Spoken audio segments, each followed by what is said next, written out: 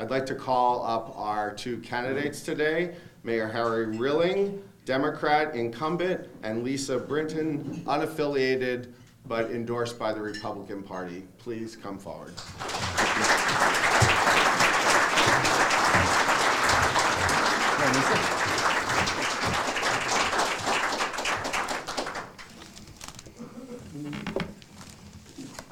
Our first question this morning goes to Mayor Rilling. Since 2013, Norwalk has not been growing jobs, while nearby Stamford has increased employment significantly. In the most recent report, Norwalk shows a decline of almost 500 jobs since 2015, despite a construction boom. What do each of you propose to do differently to stimulate job growth? Mayor Rilling. Well, thank you, Harry, and first of all, thank you to the Chamber. Thank you to Patriot Bank for sponsoring, and thank you all for coming. First of all, we have seen a construction boom, and if you look at the jobs that are here and the jobs that will be here as a result of our latest Sono collection, I think you'll see a turnaround in that. But more importantly, we've just brought on a chief of community and economic development, because we recognize the fact that we have to reach out to people, we have to reach out to corporations, we have to reach out and have people want to invest in our city. We've also brought on a director of business development and tourism, who will be working closely with the Chief of Economic Development to make sure that we do that outreach. We want to tell people what Norwalk is all about. We want to show them what we have to offer. And if you look around, people are starting to talk about Norwalk more than they ever had before. So we're encouraged that this is going to be a turnaround for our city, for our community, as people start to take advantage of the wonderful resources we have. The location, we're located perfectly in the lower Fairfield County area. And when people start to look at that and look at our affordability, look at what we have for investors, you're going to see a turnaround in that. But working together with my team, we're starting a comprehensive outreach program to make sure that we bring people in. Thank you. Perfect timing. Lisa? I want to thank you, Harry, and I want to thank the Chamber of Commerce for hosting this event this morning. What would I do to bring in business to Norwalk? Well, perhaps the first thing you guys could do is elect a 59-year-old retired corporate executive from AT&T who has spent 25 years in the business world and has worked around the world and is used to dealing with the C-suite of executives, and also has an educational background in terms of what's putting the biggest strain on probably our budget here in the city. As to what I would do, a couple of decisions that have come out of this administration that have been of concern to me have been the walk bridge, and when we originally allowed a FONSI, finding of no significant impact, on an infrastructure project that is going to tear up the center of Norwalk for probably 5 years, affecting business. The Wall Street area, we have a Poco deal of 100% affordable housing that is smack dab in the middle of probably the most concentrated small business district. We wanted to give a credit to that particular developer, but we did not help out the brew house, which wanted to move over into the Wall Street area, an established restaurant. When businesses call and want to set up here, we should answer the phone. 3 times a phone call was made to redevelopment, a small potato chip manufacturer that would have had Norwalk's brand name on it, and we did not answer the call. So those are just a couple of the things. I would also talk to folks at the Merit. I would like to ask the mayor, have you ever gone and spoken to any of the corporations at the Merit Center? So a lot of these questions will sound somewhat repetitive, but what I'm really trying to get at here is some very specific responses from the candidates. This one, we'll start with Lisa on this one, and this is specifically to retain existing businesses that are in Norwalk. In terms of retaining existing businesses, this is where I've been somewhat critical of, obviously, the business that I think we're in has been the apartment business. And I know I've got a lot of developers out here, and I love a lot of the stuff you guys do, and maybe not so much some of the other things. But We have not done enough, perhaps working with the state in terms of, we've been letting the state drive our policy. I believe that they think the business that we're in is the apartment business, and cramming as many people into Fairfield County as we possibly can. How you house and educate them is your problem. So I think what needs to happen is Fairfield County needs to be driving a little bit more of the business policy up in Hartford. As to what I would specifically do, if we can give $6 million to Poco, why can't we start helping out small business? Like I said, I mentioned the brew house. They were looking for probably, I don't know, $50,000, $75,000 for helping a commercial kitchen. They wanted to locate in the ballet studio. That ballet studio on Wall Street is still empty.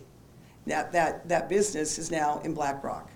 And so that is an example of why we seem to have been very biased in terms of apartments for commuters and first floor retail. And I think, quite frankly, we've got to do more for the local businesses here. And there is money. If there's money to give to developers, there should be some money to help and assist and promote the small businesses here. And during my campaign, I've been locating in different businesses and reaching out to those folks to see what they need.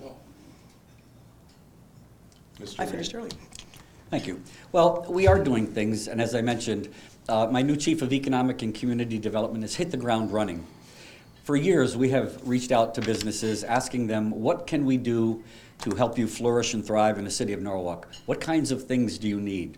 There's always been talk about a disconnect between the talent pool here in the city and what the businesses need. So meeting with the Fairfield Five, which is a group of lower Fairfield County communities, we reached out to the colleges and we asked them, what kinds of curriculum are you providing that prepare people for the business world and help increase the talent pool here in Norwalk and the Fairfield County area for some of the businesses that say there is no talent pool? Well, lo and behold, we found out that there was just a disconnect between the business community and the colleges because they are providing the kinds of services, the kinds of courses and things that people need in order to serve the businesses here in the local area. So besides that, reaching out and finding out what the businesses need.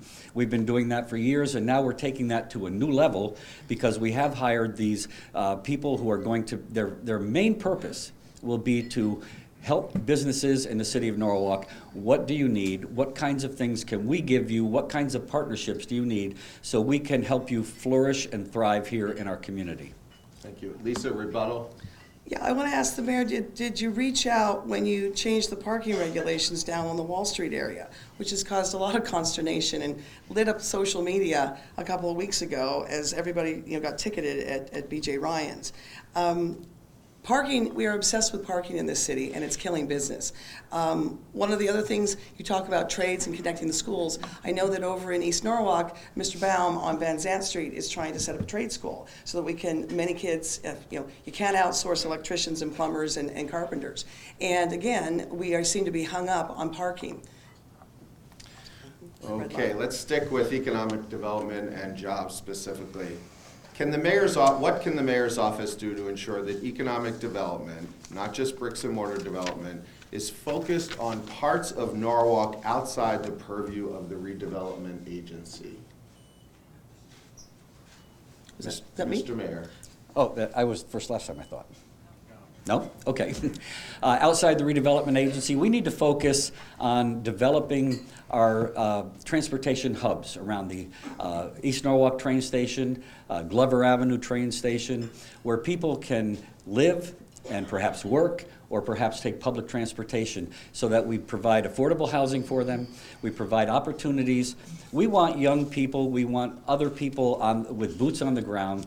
We want to develop our urban core and make sure that we increase our density. We look at density, it's not a bad thing, by the way. We want to grow our grand list. How do we grow our grand list without developing or investing in our downtown area? For many years, the downtown area has been kind of ignored.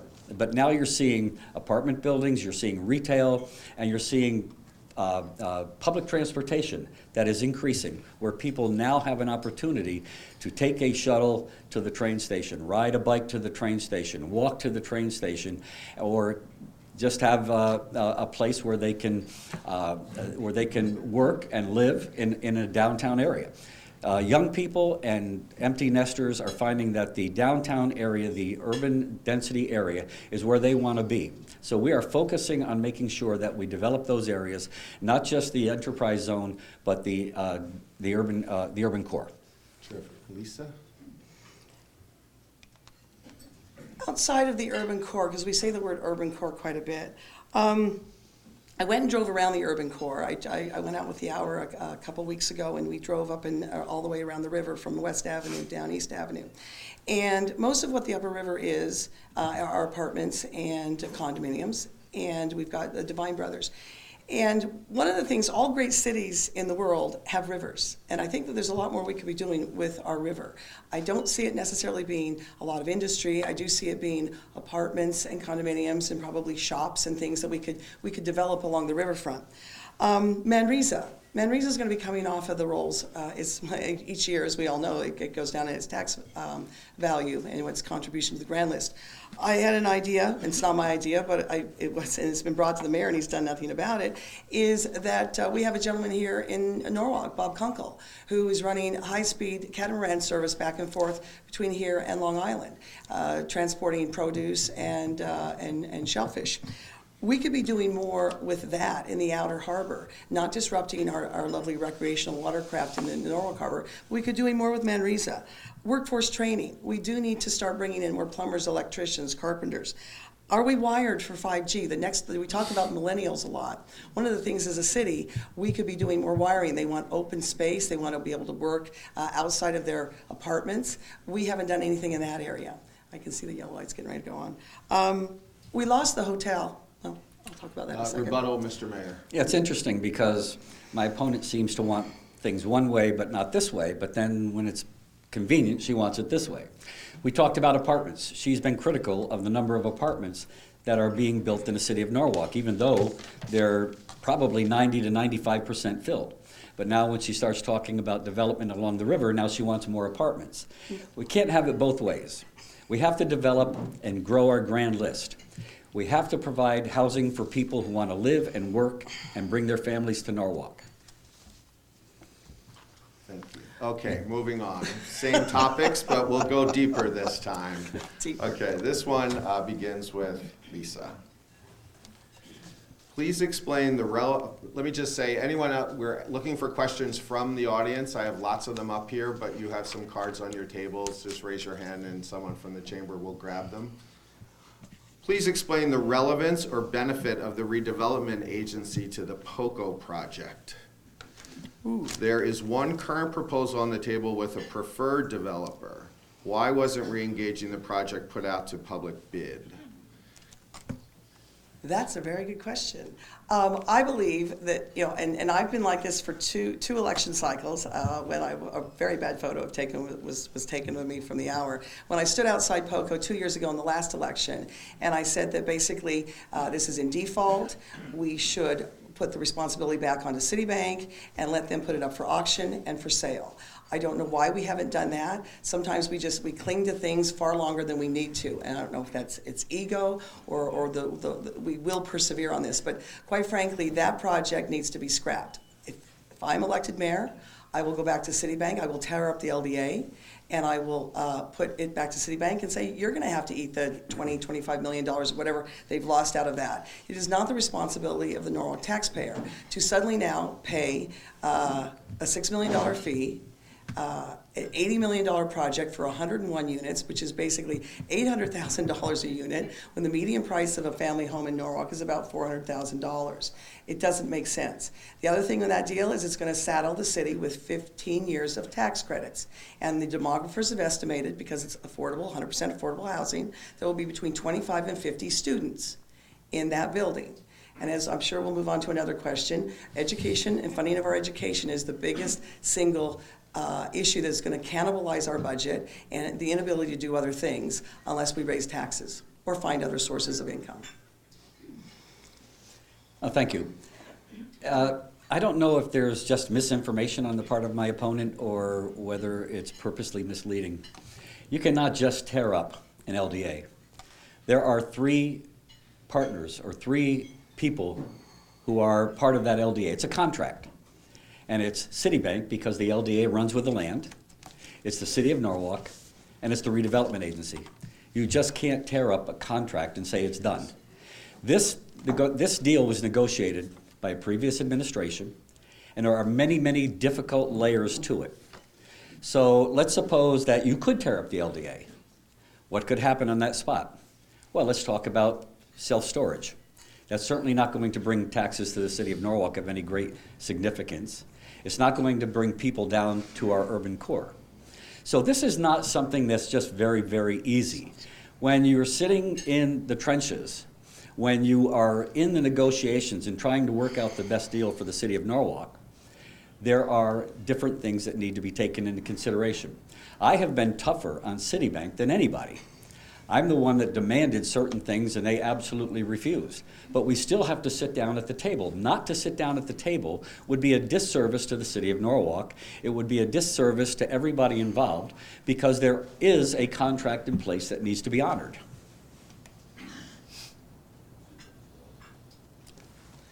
It's never your fault, Harry. It's always somebody else's fault.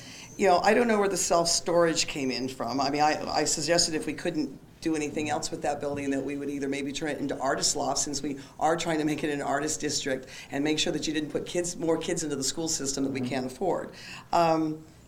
They defaulted. Citibank has defaulted, and quite frankly, we don't really know what's going on because the whole thing's been done behind closed doors. And then a deal was in the works until I got cross-endorsed by the Republican Party in July. We were going to have a deal in September, and now it's been tabled. Conveniently till after the election, I'm sure. Mr. Mayor, the apartment market is strong, 95% occupancy. However, retail space on ground floors of apartment buildings along West Avenue are vacant. How would you propose to stimulate rentals or consider changing the current allowance on what can be used in ground floor spaces?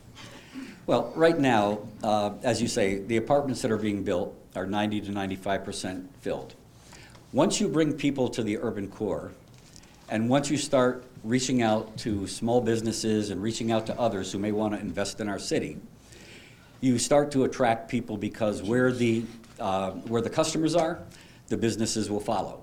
So we want to continue that trend, but we are also right now in the middle of a zoning reform, phase 1, where we're looking at our current zoning regulations to find out which ones are antiquated and need to be changed, and which ones are not consistent with our POCD, which was recently approved. So we want to make sure that we tighten that up. We want to change the zoning regulations where appropriate so that we can attract more businesses to the downtown area where people are living. Those are the kinds of things, and again, the outreach that we have been doing and the outreach that we're continuing and ramping up is going to help us because we want to market the city. We want to reach out to surrounding areas. We want to market the City of Norwalk, show them what we have, show people what we have to offer. People all over Fairfield County are talking about the City of Norwalk and talking about Norwalk being on the rise. I firmly believe in this community, and I believe that we're going to see a significant increase in people that are investing in our city in the near future. If we're a city on the rise, then why are we putting out 100% affordable apartments in this center of our city and subsidizing it for 15 years if we're so hot? I think the problem we have here in Norwalk is like the nation, we're caught between two of the largest generations. We're caught between the baby boomers, of which I'm the tail end, but I've still got 20 or 30 more years of wanting to live in Norwalk. And then we have the millennials, who I think are going to be turning 40 in the next while. But we do have these two large demographic groups, and not to forget our Gen Xers and our seniors. Seniors right now who have lived here their whole lives and are afraid of being forced out. But what we've got to do is, with the millennials, 42% of our population is over 45, and our 25 to 44-year-olds are about 28%. What we know is that the millennials are the future. I mean, that's going to be the next large demographic group.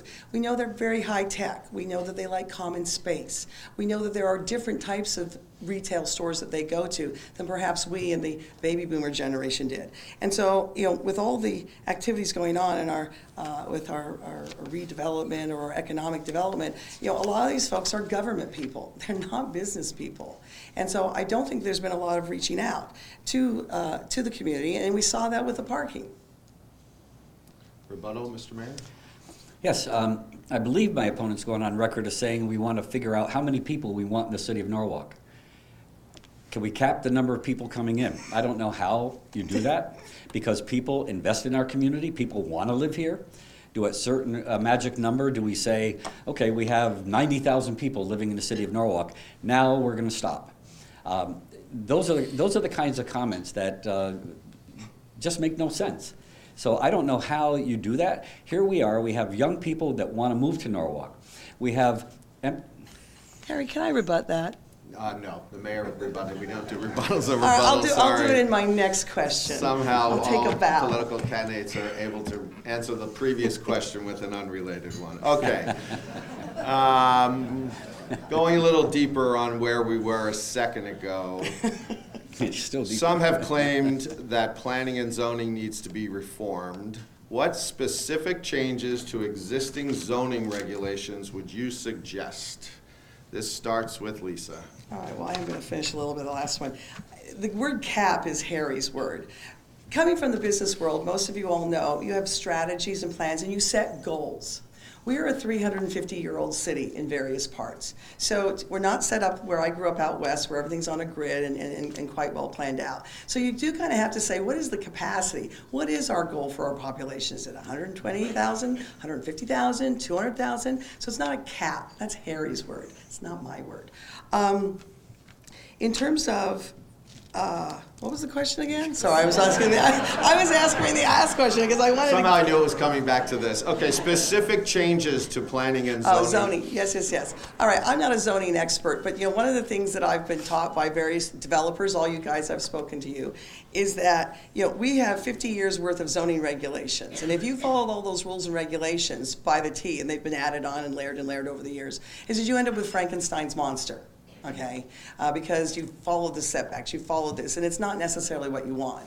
A lot of other cities are moving to more form-based zoning so that you've got more guidelines, as I think of Pirates of the Caribbean. But we don't try to get into these rules and regulations that, quite frankly, when you're a homeowner, it's impossible to add a kitchen. But if you're one of the bigger developers, you can get some easy pass zoning changes and spot zoning. So I think we have to kind of evolve with the times and clean that up. And streamline the permitting process. There's my red light. Thank you. I think you initially referred to the redevelopment agency. As you know, we've had some recent changes in the redevelopment agency leadership. They are now working on finding a director of the redevelopment agency that hopefully will be on board soon. They're implementing a strategic plan so that we can take a look at where the redevelopment agency functions and how we can function better. I just mentioned a few moments ago about a zoning reform or zoning process that is now in phase 1. We need to look at all our zoning regulations because I was on the zoning board. They are very complicated. There are hundreds of different regulations. Some of them have been in place for many, many years. It's time to look at them and make sure that we get rid of the antiquated ones. Let's make sure that the zoning regulations are consistent with the recently approved POCD and make sure that we get it right. It's a challenge, but the zoning is very complex. Zoning is necessary. But we want to make sure that we don't have zoning that inappropriately allows businesses not to come in, allows certain uses that perhaps are now more appropriate that weren't before. So there's a lot of challenges ahead. We're in phase 1 right now. Phase 2 will follow after phase 1 so that we can sit down and say what changes need to be made so we can encourage business, encourage proper investment, and making sure that our city is running in the right direction. Yeah, as long as I've lived here, there's been this struggle, this push-pull between the redevelopment agency and planning and zoning. And what I haven't been able to understand, just as a regular layperson, is, and I know we do need to do redevelopment, but why those organizations have been separate. I understand that there's a funding element and that redevelopment's able to go after federal funds and other things like that. But I have never understood why that couldn't just be within the department or better coordinated with our planning and zoning. Because some of the problems that we get into, and we see it in the Wall Street area, is the attempts to designate certain areas blighted, and at the same token, they've gone up in the grand list. So which is it? You know, are we artificially blighting things, or are we artificially reassessing things and having them go up in value? And so there does seem to be this conflict and this push-pull that goes on between our planning and zoning and between redevelopment. And because some of this stuff is often done behind closed doors, as we all know, it does lead to a little bit of distrust by the public. The next question is to the mayor. Might sound a little familiar. The topic is parking in Norwalk. I think everyone knows that is the question. So, Mr. Mayor, please comment on recent changes made to the Wall Street parking situation in particular. Let's leave it right there. Okay, well, we all know there's no such thing as a perfect plan. There's only perfect planning.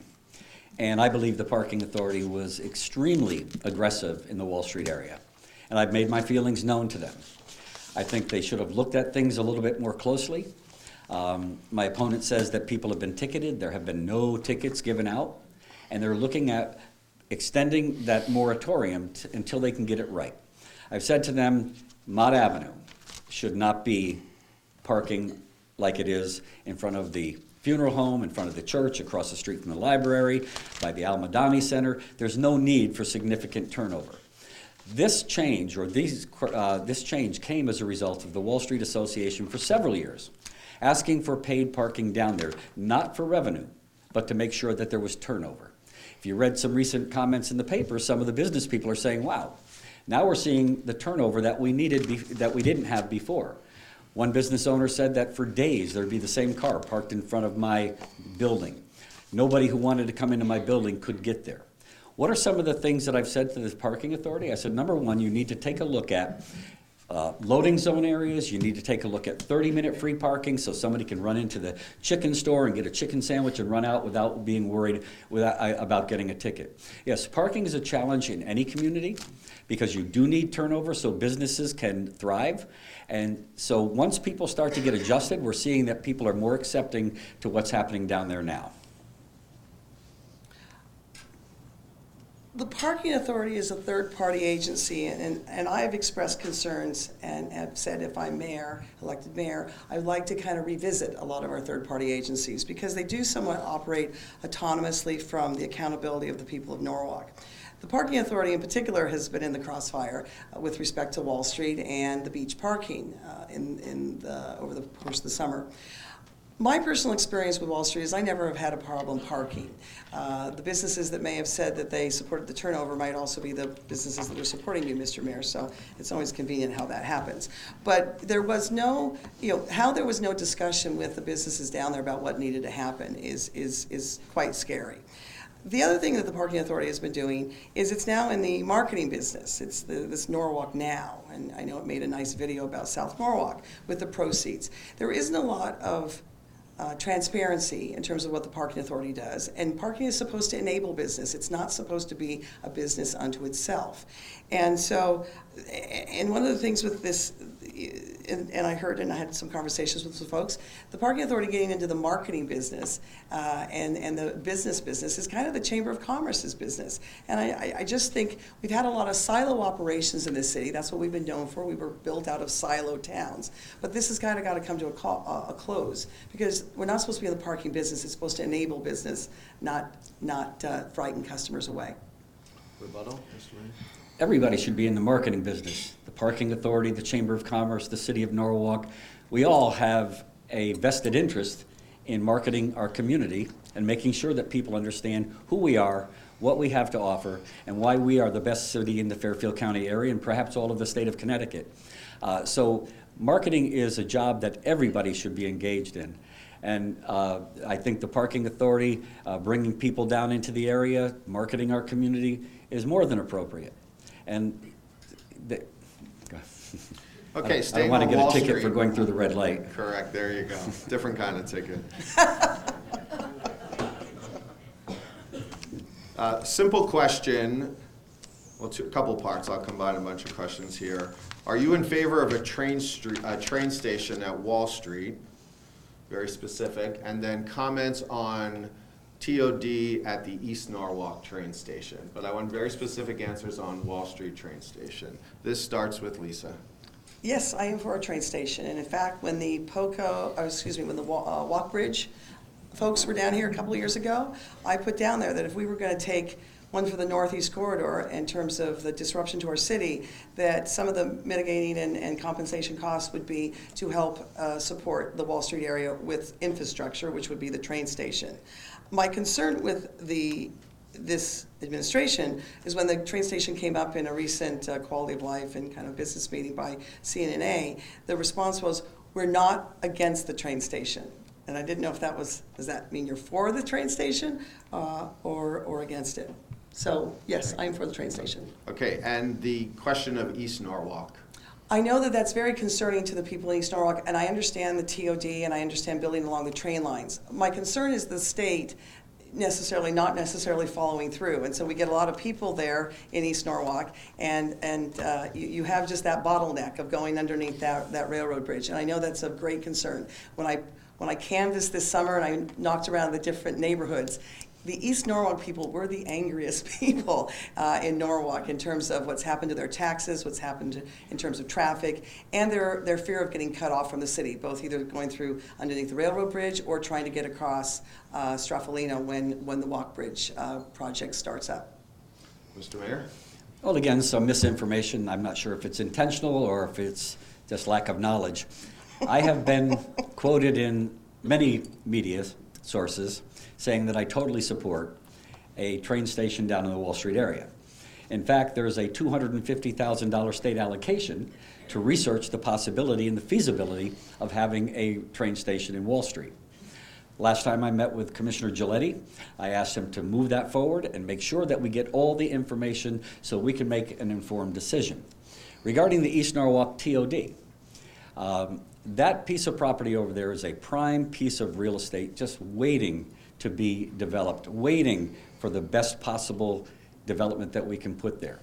When I first got elected, I had somebody come in and tell me they wanted to sell it so they could put, again, self-storage over there. That is not a good use of that piece of property. That would probably be perhaps the worst use of that property. So what I did, after the owner decided, the owner is no longer with us, I reached out to a very responsible developer in the city of Norwalk, and I brought him over there and I said, look at this piece of property right here. What are the possibilities? This investor got very, very excited, and now you're starting to see that area be developed to be a place where people can live and have access to public transportation. That whole area is going to be redesigned, and that train station in East Norwalk will be much better now with a longer platform, access to the across the street. So. Rebuttal? I agree, Harry. Self-storage is not the best use in the center of our city, so never suggested that. I love all the little grenades you hurl at me for just simply being a resident who's had enough of a very closed-minded government for the last 6 years. There's been lots of studies. Harry talks about lots of studies. A study on top of the study, another study.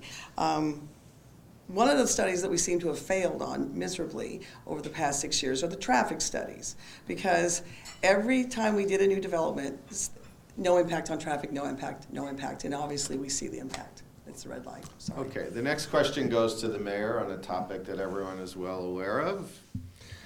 What specific compensatory items do you think Norwalk should receive from the state to ease the impact on residents and small business owners as a result of the Walk Bridge project? What actions would you take for the business community in South and East Norwalk during construction? Mr. Mayor. Well, the Walk Bridge project, as we know, is something that is absolutely necessary. That bridge is over 120 years old, and it needs to be replaced. However, the cost of the Walk Bridge is not what everybody thinks it is. There's a whole host of other things that are already happening. Some of the improvements are already made. I'm confident that the state of Connecticut is going to work with us to mitigate the impact on our city. However, let's look at some of the things that we did get. We got a functional replacement for the Maritime Aquarium, where they're going to build a completely new state-of-the-art theater that the Maritime Aquarium can take full advantage of. And it's not going to happen, they're not going to dismantle or demolish the current IMAX theater until the other theater is built. We got a $5 million investment in the Matthews Lockwood Mansion. We also have money for a new boathouse and a new park right where the parking lot is right now on the south side of the Maritime Aquarium. So we're working very closely with the state of Connecticut. We also have reached out and we want them to provide for us money to mitigate the impact on our local businesses to help them thrive. And we have had a positive response from the Department of Economic and Community Development that they're going to work with us so that we can lessen the impact. And if you look at the way that the walk bridge is going to be built, you're seeing that they're taking every possible step to make sure that the city is not disrupted to a great degree. Lisa? The walk bridge. The compensation that I pushed for 2 years ago was either help build us a new school or give us a train station. Infrastructure for infrastructure. The things that we're getting are small compensation, and they're basically replacing things that they're tearing down, okay, and the damage they're doing while they replace this bridge. One of the concerns, and there's been the harbor master and harbor keepers and a former Mayor Collins, has said that this bridge is overkill. I worked in Bell Laboratories, and if you give an engineering project to engineers, they're going to build you the best thing that they can build. And this walk bridge was driven, I think, primarily because of the concept of dredging. And so we want to make sure that the federal navigable waterway, we want to make sure that this is, the bridge can go up and down. I think that this has been a little bit of a false narrative in terms of dredging driving the size of this project. And that is something that we've got to look into. There's not, like I said, I went and drove around. There is nothing upriver other than the Divine Brothers, and there are other alternatives to the bridge in terms of low tugs. But everything else is an apartment or a condominium. So building this industrial strength bridge that could be fit in Baltimore Harbor seems to be overkill. And that's why, if I am elected, I would ask the governor to relook at this from an expense point of view and from an impact statement point of view in Norwalk. And we allowed that to happen with Fonzie. When we allowed finding of no significant impact, that was the biggest crime that this administration committed. A rebuttal, Mr. Mayor. Well, here you go again. You just said a few moments ago that you wanted to develop our riverfront. No, I And now you want to close down the walk bridge so there's no dredging. The river will silt in. We have about 3 miles of waterfront property north of the walk bridge. If we close that walk bridge, we're prohibiting for future generations taking full advantage of that riverfront. I'm not prepared to make a decision, which, by the way, the State Department of Transportation has made the decision that the bridge needs to be a lift bridge after several public meetings. I'm not prepared to ask them to close down that walk bridge and preclude the potential use of that riverfront property for generations to come. We really don't know what the future holds as far as developing that property. Yes, right now there's Divine Brothers, there's condominiums, but what else is going to be up there? Will there be a public promenade? Will there be riverfront use with boutique shops and other kinds of things? We need to make sure that we don't preclude future generations from taking full advantage of that developable river. We'll be able to put the Queen Mary up that river. Okay, Lisa, it's time to move on to the next question. This next question is for Lisa Brinton from the audience. It is often said that, quote, the mayor appoints and the council anoints. Am I the last guy to know that expression? What is your opinion of the vetting process for land use commission appointments in particular, and what changes would you consider to improve this process? Yeah, that's the big misnomer here is that in the charter is that we're supposed to be a weak mayor, strong council.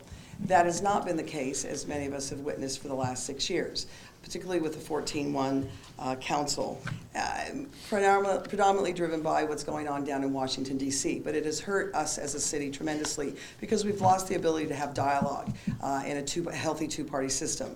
Many of you know I'm an unaffiliated. I've been cross-endorsed by the Republicans, and I'm grateful for that. But when you shut down democracy by having only single-party rule, that doesn't benefit anyone.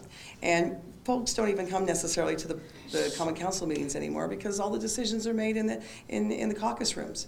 And that's a well-known fact. And so right now, we are suffering from a lack of transparency in terms of how folks get appointed to these boards and commissions. And so that is the real, you know, the dirty little secret, or not the dirty little secret, is the mayor controls all the appointments to all the boards and commissions. And when you have a 14-1 council, the mayor can pretty much get done anything that he wants to get done.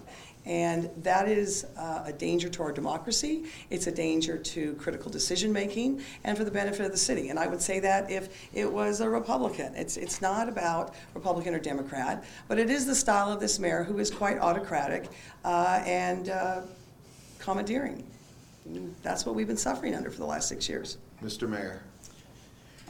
Well, first of all, to say that we have a rubber stamp council that does everything I want, I think that's an insult to the council members. Council members who serve, who ran for election, who got the confidence of the community, and who are independent thinkers. Contrary to what my opponent says, decisions are not made in the caucus room.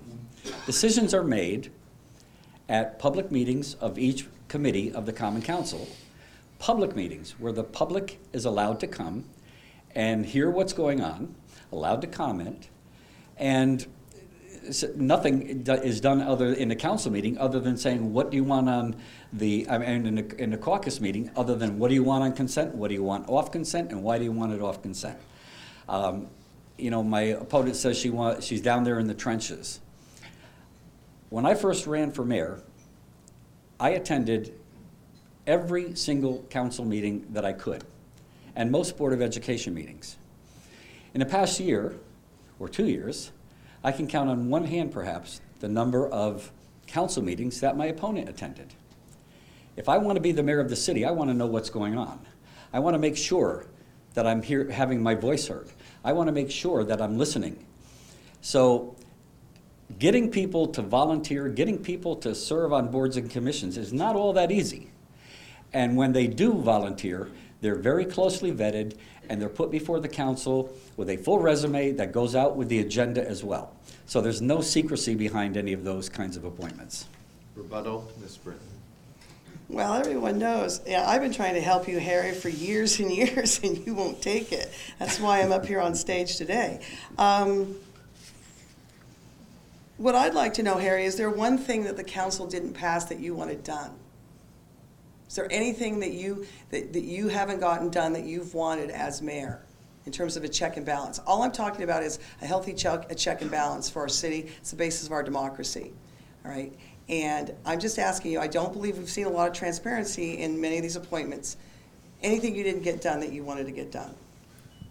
I just want to remind the audience if we still have room for more questions, if anyone can get past the walk bridge, parking, Poco, or anything else. I've got one from the audience. I've got one from the audience, and this goes to the mayor. Please explain your position on wall art, not Wall Street, murals and wall art, and what policy changes would you pursue, if any? I think wall art is beautiful. I think urban art is beautiful, but there's got to be some control on it. We just can't have people putting whatever up, whatever they want. You know, we have to make sure that it's appropriate, make sure that you know, it's not carrying up to a. We just have to make sure it's appropriate, because if we don't have some sort of regulation governing wall art, I guess that's what you're saying, then anything can be put up, and whether it's appropriate or not. So I just think that we need to make sure that it's appropriate, that we control it to the greatest degree possible, but work with the Arts Commission, work with the Land Use Committee, work with different people to say, what do you want to do? How do you want to do it? And is this appropriate? And then we can approve it. I think urban art can add to the attraction of any community. So, yes. Perfect. Ms. Brinton? Let me guess who asked that question. I do think our murals are beautiful. I love, there's some on O'Neill's, there's some very old historic ones. We know this particular wall art that suddenly brought it all to a head, I think Mr. Milligan, not trying to call you out, but one of the problems there, and some of that was political art, and I don't like all the things that you put up. I don't like the thing that's over there on People's Bank, actually. The eagle is a little too much, but I like the Mill Hill on the side of the old Chinese restaurant. But one of the problems here in Norwalk, as we know, with some of our policies, as we grow and as more people come in with more ideas, is that we kind of, our decision tree for making anything happen in the city is, you know, first off, do we know you? Yes, no. If we don't know you, forget about it, all right? So now we know you. The next question is, do we like you? Yes or no. If we like you, you can do a lot of things, and if we don't like you, we will punish you. And that's kind of perhaps the tit for tat that was going on with regard to the murals. The good thing that's come out of that is that now we have some policies and we're trying to encourage them, and we've got some guidelines. But quite frankly, the way that that came about is, again, based upon do we like you, do we not like you? And that was unfortunate. But something good came out of it, and now we have more art and we're encouraging more art, and that's a good thing. Rebuttal, Mr. Mayor. Again, comments without any backing up. Do we like you? You're okay. Do we not like you? Get out of town. It's kind of a ridiculous statement. Everybody that works in Norwalk, everybody that comes into Norwalk wanting to invest in our community has my open door policy. We try to work with everybody, regardless of who you are, regardless of what you're trying to do. We want to make sure that we work with you and we want to help you. Okay. Perhaps this is on the same topic. This starts with Ms. Brinton. What is your plan to support the growth and development of cannabis and hemp businesses in Norwalk? I get to go first with that one. This becomes a generational question again, the millennials versus the baby boomers. I am old-fashioned.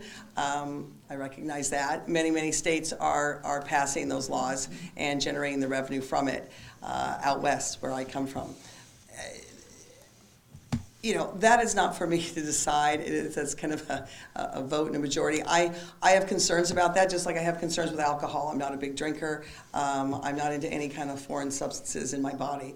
Everything that you get coming out of Lisa Brinton is honest and organic, without any artificial stimulants or depressants. Yeah.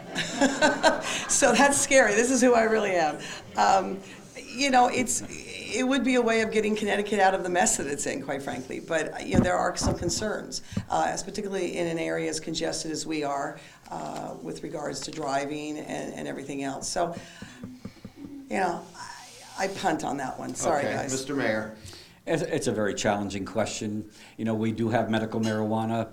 We have medical marijuana dispensaries in the state of Connecticut.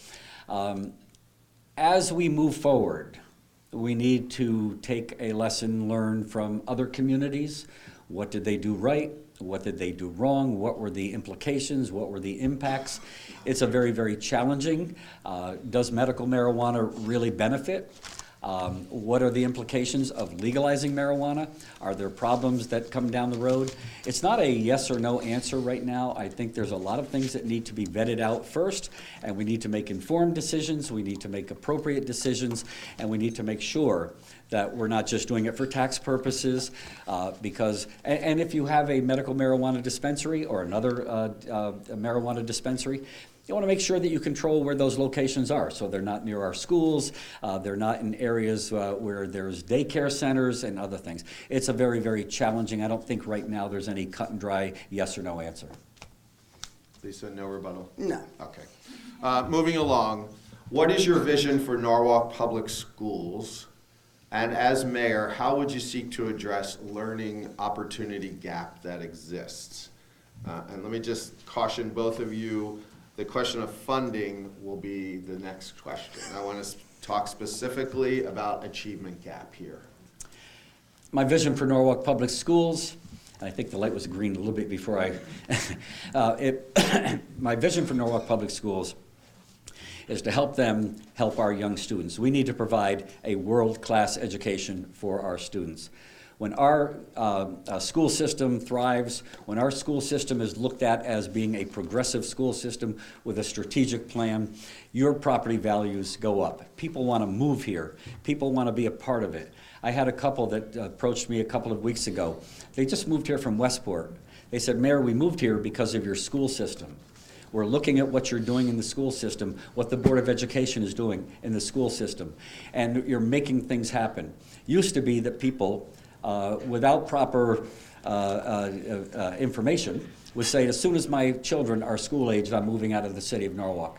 We're not finding that anymore. We have a diverse school system with challenges, but we are working with the Board of Education, helping to fund the school system to the greatest degree that we possibly can without being overly burdensome on the taxpayers. My administration has invested more in the Norwalk public school system than any administration prior to me. And I believe in our Norwalk public school system. I believe in our children, and I want to provide for them the best possible education that we can. We need to prepare them for the global economy. We need to prepare them to go out into the world. But when they leave and they go to college, we need to make them come back. We need to have them come back and be a contributing part of our city. 90% of our high school graduates, of our high school students are graduating now from the Norwalk public school system, and that's remarkable. Ms. Brinton. Yes, I began my civic service in the public school system. When I retired from the corporate world, I started out like, I was an older mom, but like most parents, I started out in the PTA, in the classroom. The classroom gave way to teaching, gave way to the district data management team, which I was on for 7 years, where we were working on how to close the achievement gap. When my kids started in the school system in 04, 05, our free and reduced lunch population was 23%. We're now close to 60%. And so closing the achievement gap, I've spent time in the Housing Authority, I spent time in before and after school programs, I spent time in South Norwalk. So I have worked with these children, and there is a huge gap.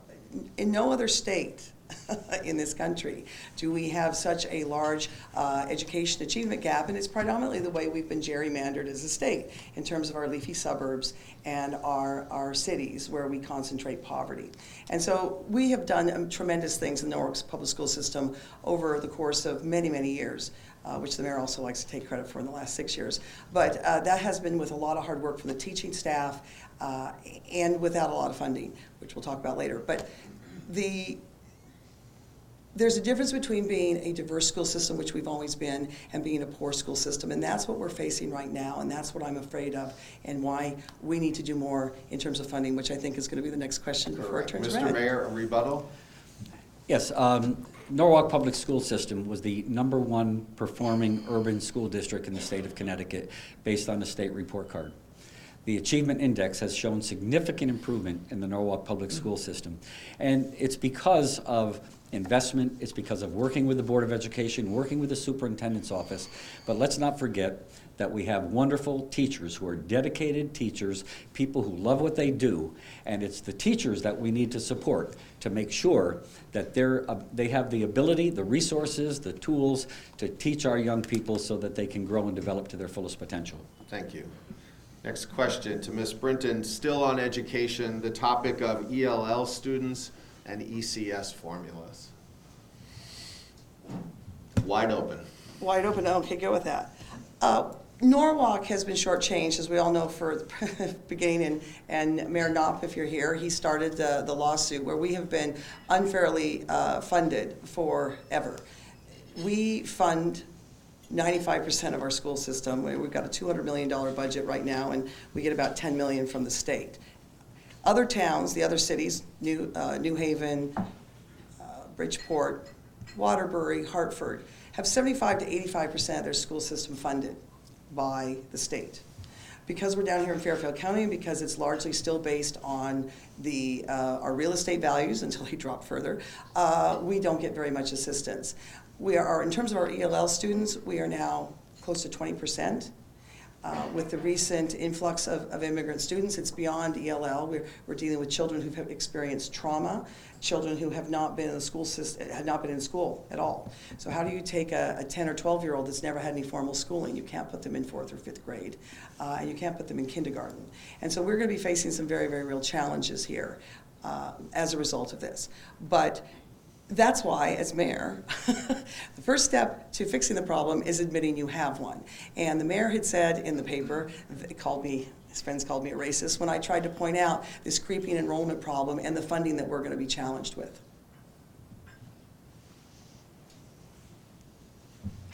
Just turned red. Okay, Mr. Mayor. He didn't go Yeah, wow. we do have challenges in our Norwalk public school system, and I have been the first one to say that we do not get our fair share from the state of Connecticut. We have gotten more in recent years with a retooling or a tweaking of the formula being used, but we still need to get more. This is something that's controlled by the state legislature, and we need to make sure that we do everything we can. I've reached out to the governor's office on many occasions, finding out what can be done. Regarding the English language learners, yes, we have an influx of students. They are young people who have experienced the trauma that no one can even imagine. They've come here looking for a better life. Some of them have come here and have been traumatized on their journey, have been traumatized while they're in the detention centers. Now, people like to say, well, federally and by state legislature, we're obligated to educate them. I say, notwithstanding that, if there were no federal legislation, if there were no state legislation, it's the humanitarian thing to educate these young people. They are here through no choice of their own. They have nowhere to go. And again, they've experienced tremendous trauma. We will be working with the Board of Education. By the way, the Board of Education, at the end of the year, always has a surplus in their budget. So we'll be working with the Board of Education to say, how can we best fund these young people who need special needs through social programs and other kinds of things while they're here. And we will make sure that if there is a shortfall, the city of Norwalk will step up and do the right thing. Lisa, on the rebuttal. Squeaky wheel gets the grease. Ever since the state passed the Trust Act in 2013, we've been seeing an influx of students. We added 500 students up until this recent influx of 350. We are tied, whether we like it or not now, to national immigration policy. And I've been trying to have a conversation about that and ask for help. And for that, I was called a racist and other unspeakable things. And so this mayor needs to be making more noise at the state level rather than taking pot shots at a woman who's dedicated her life to education and trying to help our city. We are now moving on to closing statements. However, I'd like to incorporate one question from someone in the audience that I'd like each of you to include in your statement.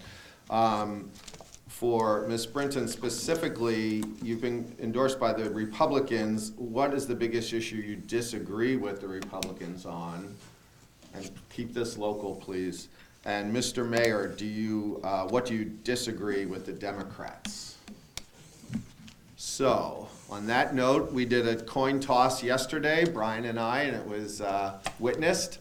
Mayor Rilling goes first, for which you have 2 minutes. Okay, well, you threw a monkey wrench in there.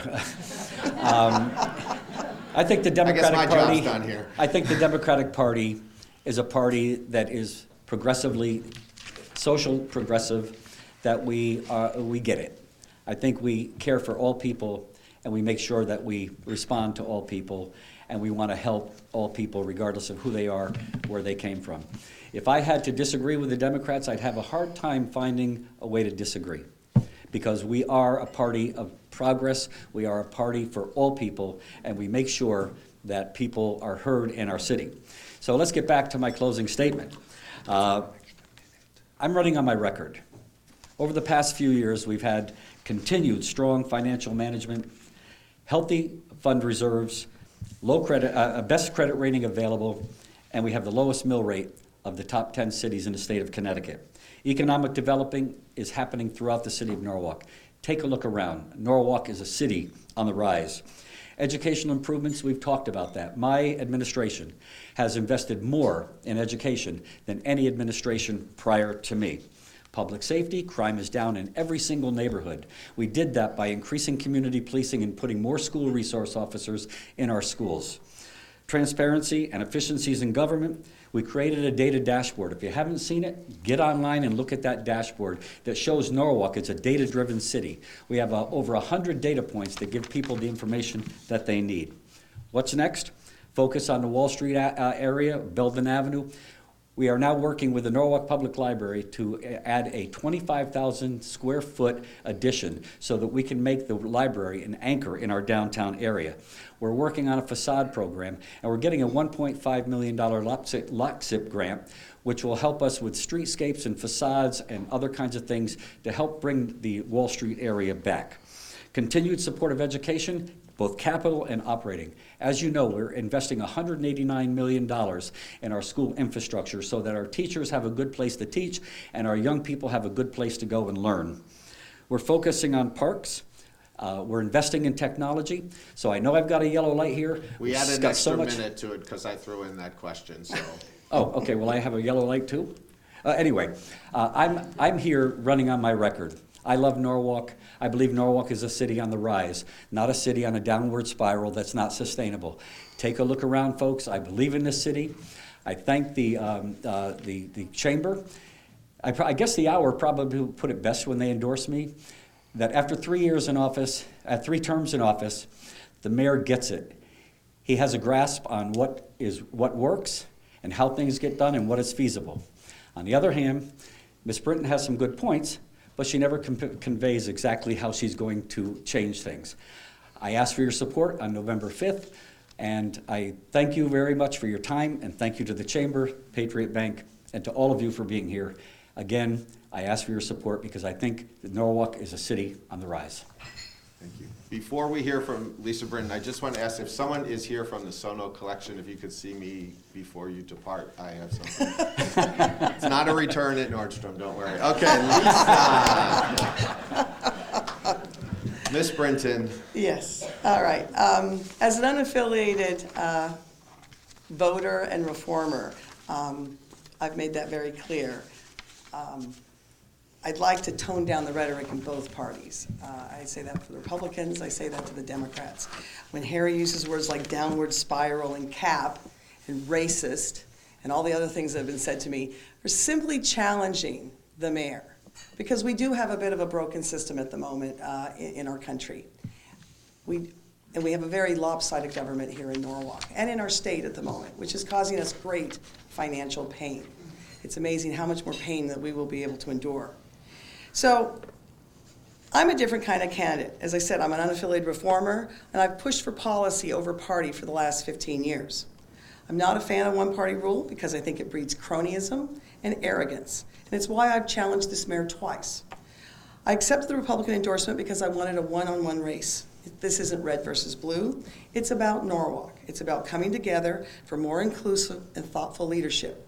The only person who's been attacking has been this guy. We need change. And we need change instead of having a police chief mayor. I'm the business and education mayor. It's where we're struggling in our education area, and it's where I bring value. I spent 20 years with AT&T putting networks in around the globe. So I know about infrastructure and I know about business. I spent 5 more years as a management consultant working with Fortune 500 companies. I'm very comfortable in the C-suite. So why aren't I still in business? I left to focus on my young children after cancer, and I got involved in all things Norwalk, starting in the classroom, then the school district, then planning and zoning, and finally charter revision. What that's given me over the last several years is a very good knowledge of our revenue, which is land use, 90% of our revenue, and our cost, education, which is 60% of the budget. This election is a referendum on the leadership and his definition of growth. I think the mayor's growth is too focused on apartments and turning us into a bedroom community where a $400,000 house will carry a $15,000 property tax bill. We've been cherry-picked by corporate developers and oversized structures while not addressing the unsafe, unregulated multifamily units where landlords collect cash. Is that my minute? Density can be good, but it must be scaled and not just for commuters. And small business needs to be more than just retail on the first floor. And that requires a mayor with a business background versus one who lets the parking authority run amok. The grand list isn't keeping up with spending. We have 3 major projects that were hurt. The walk bridge, the Poco, and the mall, where we have not gotten our fair share, and it's been squandered. and without a mayor that will personally fight, not talk about committees, not talk about studies, but one who will personally advocate for this city, we're going to face increasing property taxes if we don't seek alternative revenues. So I'm asking for your vote today. Thank you. Sorry, you threw us all off with our two different We things. added time, though, in all That's all right. fairness. I want to thank our candidates. I want to thank Patriot Bank for sponsoring this. I want to thank all of you for attending and remind all of you to please vote on November 5th. Thank you very much.